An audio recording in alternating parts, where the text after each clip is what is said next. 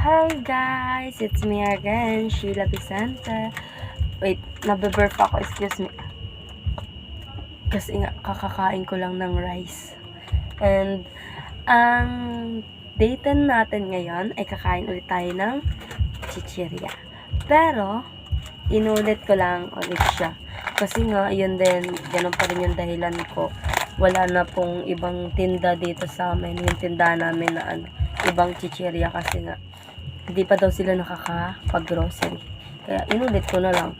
Pero siguro nasabi ko naman na yung lasa nito, itong oishi na to.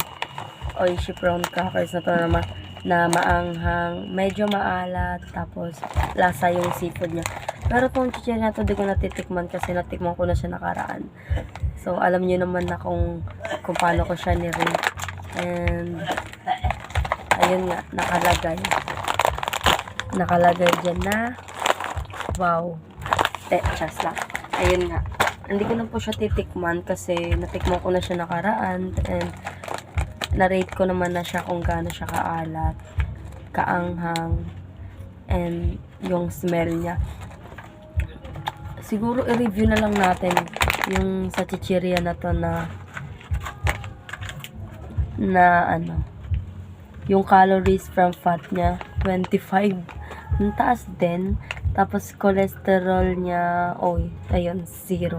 Yung dietary fiber, 0 din. Tapos yung sugar niya 3 grams. Huh? Parang nagkaroon ng sugar to, joke lang. Siguro nilalagyan nila ito ng sugar para mabawasan yung pagkamaalat, pero maalat pa rin talaga siya. Kaya guys, and ito na yung last na video natin sa mga rate ko ng chichirya, and tigil ko na siya.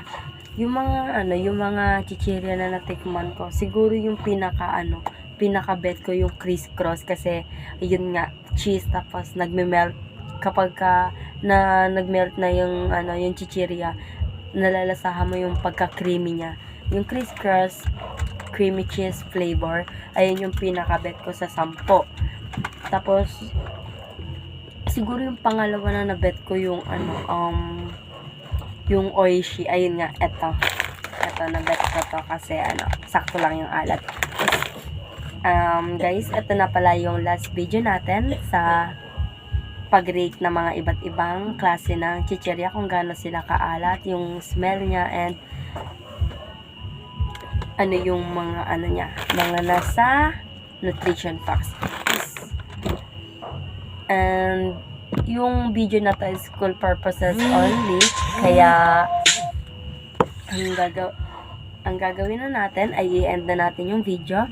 And ako nga pala si Sheila Vicente from TVL1, at ang subject na ito ay e-tech or empowerment of technology. And thank you for watching. End na natin yung video. Thank you ulit.